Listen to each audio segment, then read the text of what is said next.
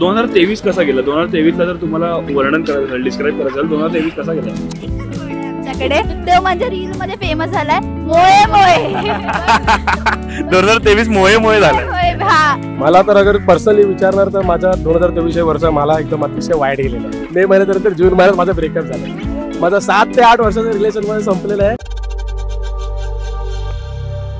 राम राम भावकी, पुन्हा एकदा स्वागत आहे तुमच्या आवडत्या चॅनल मध्ये, ज्याचं नाव आहे भावकी. मित्रांनो, बघता बघता 2023 वर्ष सुद्धा सरलंय. 2023च्या सुरुवातीला लोकांनी जे जे रेझोल्युशन केलेले ते आज पार पडलेत की नाही पडलेत हे आपण लोकांच्या तोंडून ऐकणार आहोत. बरं, त्याच सोबत 2024चे जे रेझोल्युशन असतील ते आपण लोकांना विचारणार आहोत. तयार आहात?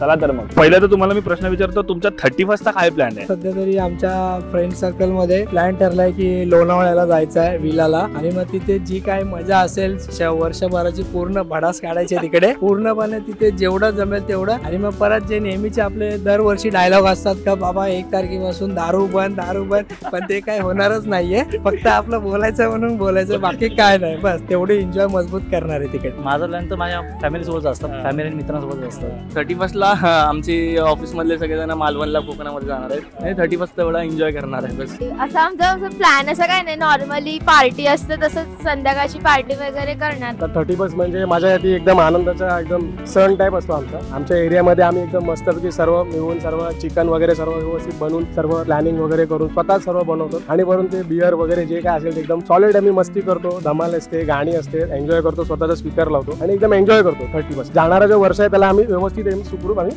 त्याला टाटा वायबा बोलून आम्ही नवीन वर्षाचं स्वागत करतो. 2023 कसा गेला? 2023 ला जर तुम्हाला वर्णन करायचं असेल, डिस्क्राईब करायचं असेल, 2023 कसा गेला? आमच्याकडे तो म्हणजे रील मध्ये फेमस झालाय मोये मोये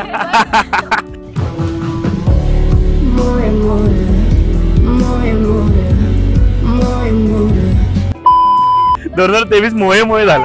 हा. लिटरली लाईक वर्ल्ड कप पासून ते झालंय, त्याच्यापासून तर मोये मोये मोये मोये तेच चालू आहे. 2023 डिस्क्राईब करायचं असेल तर चालू ग्रोथ मध्ये गेलोय. जसं आपलं मार्केट वर चाललंय तसं आपलं पण आयुष्य निघतंय वरती वरती वरती, खालीवर होतच चालू आहे. तसं चांगलं चालू आहे. पण बघायला मला तर अगर पर्सनली विचारणार तर माझा 2023 वर्ष मला एकदम अतिशय वाईट गेलेलं आहे. कारण जानेवारी, फेब्रुवारी, मार्च एकदम व्यवस्थित गेलेलं आहे. मे महिन्यात गावाला गेलो आणि मे महिन्यानंतर जून महिन्यात माझा ब्रेकअप झालेला. माझा 7 ते 8 वर्षाचं रिलेशन मध्ये संपलेलं आहे. पण तरी सुद्धा मी पुढे चाललेलो आहे व्यवस्थित. बाकी आता चाललंय, नोकरी वगैरे व्यवस्थित चाललेलं आहे. असं समजायचं की पुढचे येणारे वर्ष आपल्यासाठी चांगलं असणार आहे आणि पॉझिटिव्हिटी पुढे घेऊन जायचे. बस हाच विचार मी माझ्या मनात ठेवलेला आहे. तसं मला पुढे जायचं. वर्ष स्टार्टिंगचं होतं ना ते चांगलं गेले, कारण आमची 10th क्लिअर झाली आणि आम्हाला 10th ला चांगले पर्सेंट मिळाले. म्हणून माझं सुद्धा म्हणजे असं एव्हरेज म्हणजे 2023 ला जस्ट म्हणजे माझा थोडा करिअर मध्ये पण थोडा अप्स अँड डाऊन आले. पण हा जो स्पेशली कम्पेअर टू लास्ट 3 वर्ष माझा इयर थोडा चांगला गेलाय. 2023 म्हणजे चांगला पण गेला, वाईट पण गेला. त्याच्यामध्ये मी फादर झालो 2023 मध्ये. आणि स्टार्टिंगला थोडा वाईट गेला, पण त्याच्यानंतर जसं मला बेबी झाला त्याच्यानंतर खूप चांगला गेला, एकदम मस्त हॅप्पी आहे. 2023 खूप छान गेले वर्ष. बट मी सगळ्यांना तेच सांगेन की चांगलं मस्त एकदम ग्रोथ वगैरे चांगली करा, मन स्थिर ठेवा आणि छान एकदम प्रयत्न करा. आणि लाईफमध्ये एज्युकेशन वगैरे मस्त आहे, खूप छान आहे, एन्जॉय करा लाईफ. ओके, माझं पण 2023 बऱ्यापैकी गेलं असं मागे पुढे असं होऊन. आता 2024 पासून मी नवीन सुरुवात करणार आहे. नवीन व्यवसायाचे मी स्वतः चालू करायचा प्रयत्न करतोय.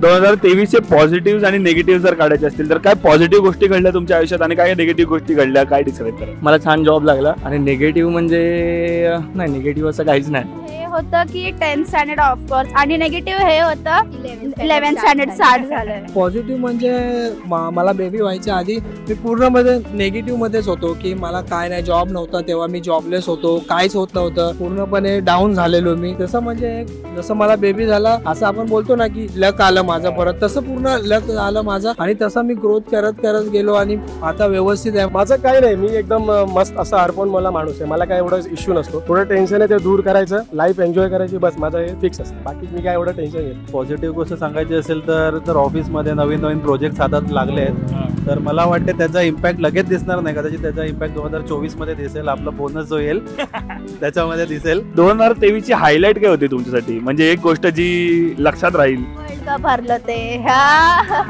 सरकार बदललं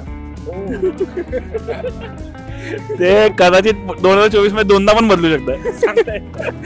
हायलाइट म्हणजे मला आता 2023 मध्ये फर्स्ट इयर मी 2दा म्हणजे अवॉर्ड फंक्शनला गेलो out of India company through. तर त्यासाठी माझ्यासाठी बिग अचिव्हमेंट आहे. माझ्यासाठी माझ्या आयुष्यभरचे मित्र जे लहानापासून माझ्यासोबत आहेत ते अजून पण आहेत आणि पुढे पण माझ्यासोबत राहू दे हीच अपेक्षा आहे. 2024चा रेझोल्युशन काय, न्यू इयर रेझोल्युशन? माझं दरवर्षीचं रेझोल्युशन एकच असतं की वजन कमी झालं पाहिजे.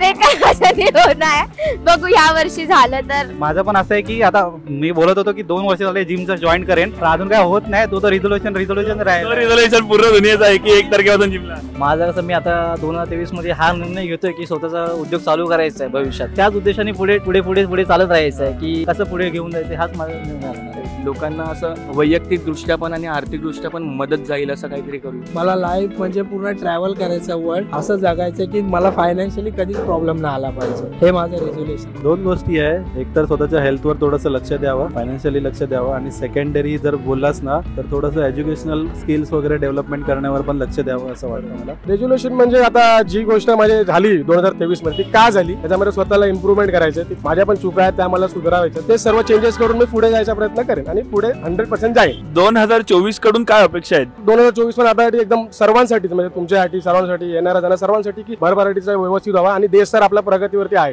ऑब्व्हियसली माझ्यासाठी तर मी आता ठरवलंय की 2024 पासून काही झालं, वाईट गोष्टी घडल्या, चांगली गोष्ट घडल्या तरी पॉझिटिव्हच राहायचं. एक्सपेक्टेशन्स एवढेच राहतील कारण का आपण महामारीतून आताच वरती आलोय. लोकांचे जॉब गेले आहेत, सर्व काही गेले. फक्त एवढंच की लोकांना भरपूर सारे जॉब भेटून दे, अपॉर्च्युनिटीज भेटून दे भरपूर साऱ्या, आणि लोक भरपूर स्थिर होऊन दे आणि पुन्हा ती महामारी नको येऊन. बस बाकी काही नको. बाकी हीच विनंती आहे की 2024 हे खूप सुखाचं जावं सगळ्यांना. तर मित्रांनो, हा होता लोकांचा 2023. काहींसाठी फारच धमाकेदार गेला तर काहींसाठी नॉट सो गुड गेला. कसाही गेला असला तरी 2024 साठी लोक फारच पॉझिटिव्ह आहेत. तुमच्यासाठी सुद्धा हे वर्ष सुखाचं, समृद्धीचं आणि भरभराटीचं जावं ही भावकीकडून शुभेच्छा. कॉन्टेंट आवडले असल्यास लाईक, कॉमेंट आणि शेअर करायला विसरू नका. भावकीतर्फे असे नवनवीन विषय आम्ही तुमच्यासमोर नेहमी आणत राहू.